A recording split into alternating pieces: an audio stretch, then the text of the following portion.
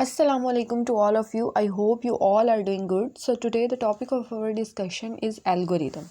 इस वीडियो में हम बिल्कुल बेसिक देखेंगे कि एल्गोरिदम बेसिकली होता क्या है, ठीक है, और बिल्कुल इजी वे में जानेंगे कि एल्गोरिदम क्या है और इसका क्या रोल है। एल्गोरिदम में ना एक सेट होता है इंफॉर्मेशन का या रूल्स का, जिनको फॉलो करते हुए मतलब हमारे पास एक रूल्स हैं, ठीक है, उन रूल्स को फॉलो करते हुए हमने एक प्रॉब्लम को सॉल्व करना है, उसको एल्गोरिदम कहते हैं। और एक बहुत बड़ी मिसकंसेप्शन ये है कि हमें लगता है कि एल्गोरिदम का जो वर्ड है ना वो सिर्फ कंप्यूटर में या प्रोग्राम लिखने के लिए ही हम उसको यूज़ करते हैं। ऐसा बिल्कुल भी नहीं है। हमारी डेली लाइफ में कोई भी ऐसी प्रॉब्लम जिसको हम जो है वो सॉल्व करने के लिए स्टेप बाय स्टेप चलते हैं, उसको एल्गोरिदम कहते हैं, ठीक है।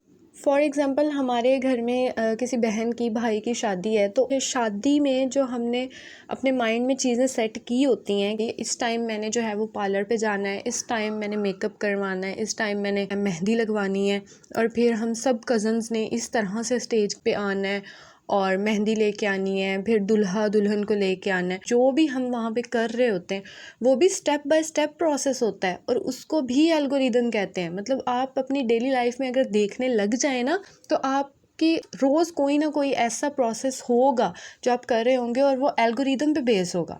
मतलब आप सोचते भी नहीं हैं और आप एक एल्गोरिदम बना के उस काम को कर रहे होते हैं, ठीक है। तो शादी में जितने भी स्टेप्स हमने बनाए होते हैं उन सब को एल्गोरिदम कहते हैं, ठीक है। और इसी तरह से जो है वो कंप्यूटर में भी हम एल्गोरिदम को बहुत ज़्यादा यूज़ करते हैं। किसी भी प्रोग्राम को लिखने के लिए ना पहला स्टेप है वो हमारा एल्गोरिदम ही होता है। पहले हमारा एल्गोरिदम बनता है, फिर फ़्लो चार्ट बनता है और फिर हम अपना जो है वो प्रोग्राम बनाते हैं।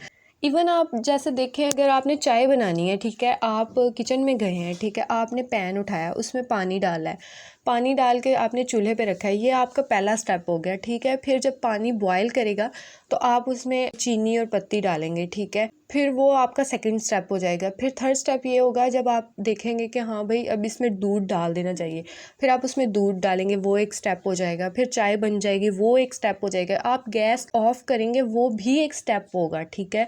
फिर आप उस चाय को जो है वो प्रिपेयर हो जाएगी तो आप कप में डाल के उसको पी लेंगे। तो ये सारा एक स्टेप बाय स्टेप प्रोसेस था और ये भी एल्गोरिदम कहलाता है। अगर हम कोई रेसिपी जो है वो फॉलो कर रहे हैं, कोई हम चीज़ बना रहे हैं किचन में और उसमें हम एक रेसिपी फॉलो कर रहे हैं, तो वो भी हम स्टेप बाय स्टेप कर रहे हैं ना, देख देख के स्टेप बाय स्टेप चल रहे हैं, तो वो भी एल्गोरिदम कहलाता है। हमारी रूटीन्स जो होती हैं वो भी हम स्टेप बाय स्टेप, हमने एक अपने माइंड में भी रूटीन बनाई होती है, वो भी एल्गोरिदम कहलाती है।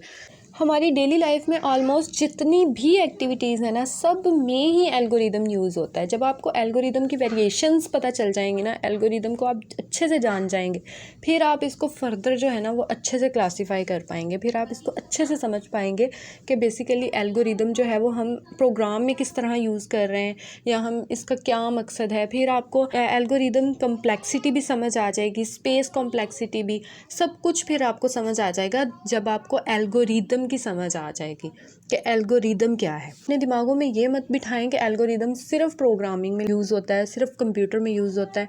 नो, प्रोग्रामिंग में तो यूज़ होता है, लेकिन एल्गोरिदम हमारी डेली लाइफ में इसकी बहुत ज़्यादा वेरिएशंस है। हमारी डेली लाइफ में बहुत ज़्यादा एल्गोरिदम यूज़ होता है। फॉर एग्ज़ाम्पल मैथ में जैसा कि कोई भी क्वेश्चन जब हमने सॉल्व करना होता है तो हमारे पास एक सेट ऑफ रूल्स होते हैं, सेट ऑफ इंस्ट्रक्शंस होती हैं, जिनको फॉलो करते हुए हमने उस क्वेश्चन को सॉल्व करना होता है। अगर जो है हम उन स्टेप्स को फॉलो ही नहीं करेंगे क्वेश्चन सॉल्व करते हुए, तो हमारा तो वो क्वेश्चन ही गलत हो जाएगा ना। तो फिर एल्गोरिदम जो है ना वो हम इस तरह से बनाते हैं कि मतलब मैथ में जैसे हमारा एक क्वेश्चन है, कोई भी सपोज कर लें आप, तो उसमें जो है फ़र्स्ट ऑफ़ ऑल हमने भाई फार्मूला पुट करना है, फिर हमने आगे जाके उसको सॉल्व करना है, फिर हमने इक्वेशन बनानी है और सो ऑन ना। तो अगर हम जहाँ पे फर्स्ट पे हमने फार्मूला पुट करना है वहाँ पे हम इक्वेशन को ही लेके उसको ही सॉल्व करने अपनी तरफ से ही, तो उसका कभी आंसर आएगा? नहीं आएगा, बिल्कुल नहीं आएगा। तो ये है कि एल्गोरिदम जो है ना ये एक स्टेप बाय स्टेप प्रोसेस होता है, एक सेट ऑफ रूल्स होती हैं जिनको फॉलो करते हुए ही हमारा एक्यूरेट आंसर आएगा। नाउ आई होप सो कि आपको जो है एल्गोरिदम की अच्छे से समझ आ गई होगी। तो अगर आपको ये वीडियो इन्फॉर्मेटिव लगे तो इसे शेयर लाजमी करिएगा और हो सके तो मेरे चैनल को सब्सक्राइब कर दीजिएगा और बेल आइकन को प्रेस कर दीजिएगा।